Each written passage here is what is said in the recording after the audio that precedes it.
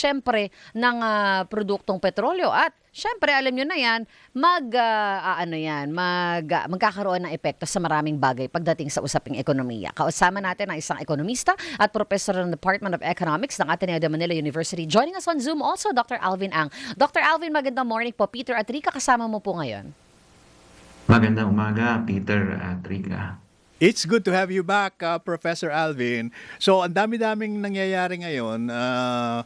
Hindi malaman kung sasara, bubuksan. Itong Strait of Hormuz, umakyat na naman sa mahigit $80 per barrel ang Brent crude. May sikyat na naman yan next week. Umaasa nga tayo na under $80 na nga sana for now until at least another few months. Ano po? Tapos, nagtaas ng interest rate, no, ang Bangko Sentral ng another 25 basis points. No? Ano po ang ibig sabihin nito? How will this affect the ordinary Juan de la Cruz? Yun nga po, siguro unahin natin yung on and off na discussion sa Hormuz sa Iran, no? Because actually, even as we are experiencing yung pagbaba ng presyo ng langis, ito sa pananaw ng napakadaming analysts around the world at yung nag-monitor ng oil price at ng actual physical movement ng langis, yan ay artificial. Kasi as of now, if you look at the current situation, 4 na buwan na po halos walang lumalabas na langis dyan sa Strait of Hormuz. So ang ibig sabihin po nun, wala pong napoproduce, wala pong bago. So we are actually living on reserves. No? The global economy is living on reserves. At saka kung mapapansin nyo, ito yung dahilan. Kaya nakarating tayo dito na kailangan magkaroon agad na agreement sapagkat according to estimates na iba't ibang, including the International Energy Association, konti na lang yung reserve. So, malamang kung hindi pa magkaroon ng agreement, di mag-open yung Strait of Hormuz, mapipilitan na yung mag-ration ng enough na yung available na supply. So, having that as a background, makiintindihan nyo kung bakit ang BSP has to increase interest rate. Kasi they have to cushion yung yung tinatawag na inflation expectation. Na-expect ba ng mga tao lalo pa tataas yung presyo ng mga bilihin?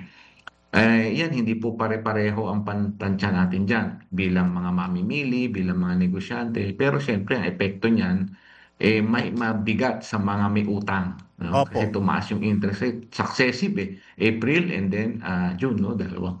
4.75 na. So, ibig sabihin, yung may utang at yung mga may balak umutang, mag-expand ng negosyo, maapektuhan po sila. Ang bayan! Mga magpapasolar, Doc Alvin. Siyempre, malaking yun, di ba? May loan na ngayon, may solar loan. Yun nga tataas yung interest rate, 4.7. Well, kung hindi naman sa private kukunin yan, kung sa mga subsidized government, I think yung mga ating government agencies are willing to provide that solar support, pero which is very important, no, dahil nga very volatile yung paggalaw ng presyo ng langis, hindi lang ng langis, pati ng natural gas, at nahihila dyan yung fertilizer, at ngayon na meron pang El Nino. So kung titignan nyo, yung BSP nagpe-prepare siya na huwag tayong masyadong mag-anchor sa very high prices kasi ayaw mo rin na masyadong mataas ang consumption mo. Pero mahirap yung balancing effect dahil mabagal nga ekonomiya natin ngayon. So, pero wala kang gagawin, may epekto. Kung may gagawin ka, may epekto. Oo nga, parang sa anggat. Damn if you do. Oo, naman yung anggat.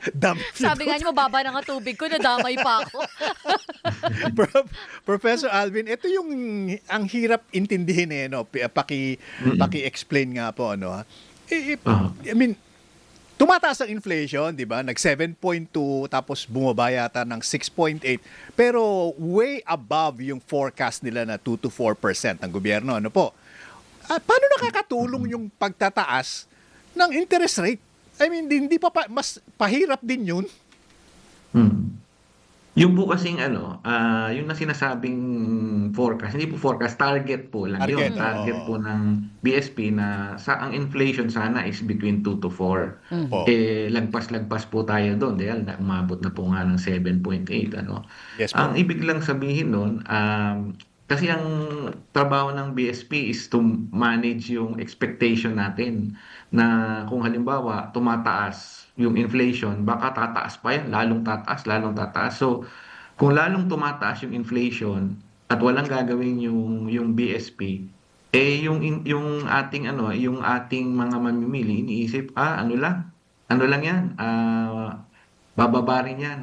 Parang gano'n, no? Kung gagastos lang sila, ang inflation po kasi dalawa ang pinanggagalingan yan. Isang tinatawag na cost push, no? Ibig sabihin supply. Kung konti Oo, yung oo. kung nabibili, tumataas yung presyo. Yung isa naman pinanggagalingan yan, demand pull. Yung may pambili yung tao, bibili siya ng bibili kasi hindi naman siya naapektuhan ng pagtaas ng presyo. Kung sa tingin niya kailangan kong bumili, bibili siya. So So, parang binabalanse ng BSP dito ay wala siyang control the supply dahil hindi naman siya nagsusupply ng langis, ng pagkain, etc. oo, Ang oo. nakokontrol ng BSP is yung ating konsumo, yung ating expectation na kung bababa rin yan, Yeah. gagastos lang ako ng gagastos.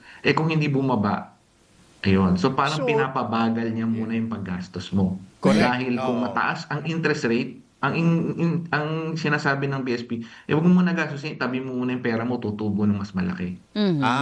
Okay. So Ganun. parang ginagather niya yung mga surplus cash or sinasabi ng BSP, tataasan natin ito ah. So marami ang magsasabi na wag muna tayo magtayo ng negosyo siguro dahil masyadong mataas ang interest na babayaran mo sa loan na kukunin Yes, mo depende. Ganun po ba yun? Hindi ba pinapatay niya? In a way. Kaya nga sabi ko mahirap ang balansihan nito. Oo. Ano? Hindi ba ano yan? Tsaka may Parang isang epekto pa dyan. oo. Yung epekto ng ating, kasi kung halimbawa, sobrang galaw ng piso, di ba? Umabot na Oo. almost 62. Correct. Yes. Ngayon, kung ang interest rate ng Pilipinas, nasa 4.75, no? Ngayon, tinaas. Kung ang interest rate natin hindi gagalawin, yung mga dollars, pupunta yan kung saan mas mataas ang interest rate. Mas lalong hihina yung piso. Oo. So kung yung interest rate natin medyo tinaas na natin kaysa sa mga ibang bansa. So yung ibang may investment ng dollars dito, mag-iisip tayo, wag muna natin ilabas kasi mas mataas ang interest doon sa Pilipinas. Yeah. So isang way yan, no? Parang wag din maapektuhan yung piso. Kaya maraming, sabi ko nga, madali pero mahirap magbalansihan Is complicated. gawain Oo ito. nga, parang relationship status lang ng maraming Pilipino yan. Pero kasi po yung pinag-uusapan po natin na 4.75 na interest rate, when we talk about yung mga big ticket loans yan, Doc Alvin, di ba? Pero sabihin natin, ako, na normal na Pilipino na ginagamit ang credit card ko para pambayad ng bills, para hindi ako tumatagal dun sa, hindi ako na, ano tawag dito, na late payment, di ba? Delay Or kung payment. ano yung mga kailangan kong bayaran dahil grocery, konting medisina para sa matatanda. We use our credit cards on a daily basis. Affected din po ba ako nito? Well, usually yung credit card naman, fix na yung interest rate natin, Oo nga. for, nakalagay na yun sa, nakakuha ka ng card, di ba, may papeles ka nakikita. Basahin po natin yung fine prints, nakalagay doon kung ano yung interest rate. Binabasa ng mga pala yung credit fine cards. print, Doc? Kala ko pinipirmahan lang Nakalagay yun. po doon Oo. kung ano yung interest rate. Usually sa Pilipinas po, 36% na po yung interest rate ng credit card. Per Kaya annum. pagka pagka hindi ka nagbayad on time, yun, may yun ang magiging epekto niya. Baka alisan sa ano ng natin Pilipinas. Oo. think about Oo. this. Oo. Yung 36% na sinasabi ni Professor, 3% a month yun. Oo nga. Yes, yes. Nang Tama. hindi mo po yun. nabayaran na ano. Oh, diba diba? yun? Nang di mo nabayarang balanse. Legal ba yun, Yes. Prof? Yes, kaya kung credit card po tayo, yan po isa sa pinakamagandang invention, no? Financial invention. Alo. Pero hindi po yan gamitin mo yung pera ng gamitin ay yung card na wala kang planong bayaran on Tama. time, no? At saka ano po, pag Maganda lang yan, Yeah. zero interest yan kung binabayaran mo on time. yes. Oo. Pero Membership fee lang ang ano, binabayaran mo. yung po bang interest na babayaran mo, ito ba yung tinatawag din ba na compounded interest? Hindi ako po sure kung paano po ang practice ng mga credit card companies. Baka may rule ng BSP diyan, pero what I'm sure about is ano 'yon, naka-fix na 'yon na ito yung Oo rate, no? nga. So nagko-compound siya kung nagdadagdag ka ng nagdadagdag Hindi ng po. Kung hindi ka nagbabayad on nagbabayad, time.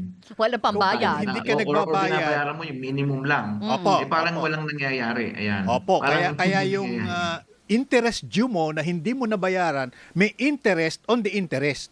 Magdadagdag po yun. Ayun, yun ang ano natin. Maybe better to clarify it with the banks. But I guess Opo, opo. yun po ang ayaw na nating isipin. Kaya maaari, kung gamitin yan, bayaran kaagad yung full kung kaya. No? Opo, maganda po yung binanggit po ninyo na kasi ang binabayaran mo lang yung minimum. Minimum, oo. Yung kasi yung nakalagay oo. yung minimum. Feeling good ka na. Oo. Uy, nabayaran ko yung minimum. Ako yung, Ateng. Oo. Magkaka-interest pa Good rin yan, standing ka Atsi. lang doon. Kaya Good bayaran standing lang talaga. ang ano mo doon, pero hindi bumababa yung hindi Oo. bumababa. Parang wala nangyayari. Bayad ka ng bayad. Nako, patong-patong po yan. Kaya Oo. nga. At talagang pinagdadaanan Habang natin. ginagamit mo, dadagdag ng dadagdag. Yan. Pero Prof, ito, very important lang ito, partner, no? Kasi maraming mga nag-housing loan, ano, ha? Kung pag-ibig siguro, okay lang yan, no? Pero kung bank financing ang kinuha mo for housing loan, are you protected from the increase dito sa interest rates na pinapatupad ng BSP?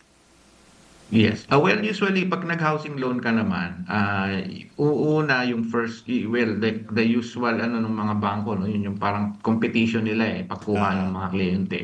Yung iba sasabihin, yung first year mo, ang interest rate, 1 year naman yan, hindi monthly nagpapalit. Opo, opo. Let's say, first year ang interest rate mo ay 5.5%. Pero yung next year, after 1 year, annual Review. repricing ang tawag nila dyan. Oo. So, ibig sabihin, yung mga banks will get an average estimate interest rate. So, yun Yes. ang ipapataw ngayon sa'yo. Opo, opo. Ang suggestion ko dyan, usually, kung sa tingin mo over the long run, no, mahaba yung inutang mo, 15 years, 30 years, no, maganda na mag-lock in ka sa let's say 5 years, for example, na interest rate, negotiate with the bank. Kasi kung expectation mo, ito naman yung cash flow mo for the next 5 years, hindi ka mahihirapan. Correct. Pero kung annual repricing, ano ka yan?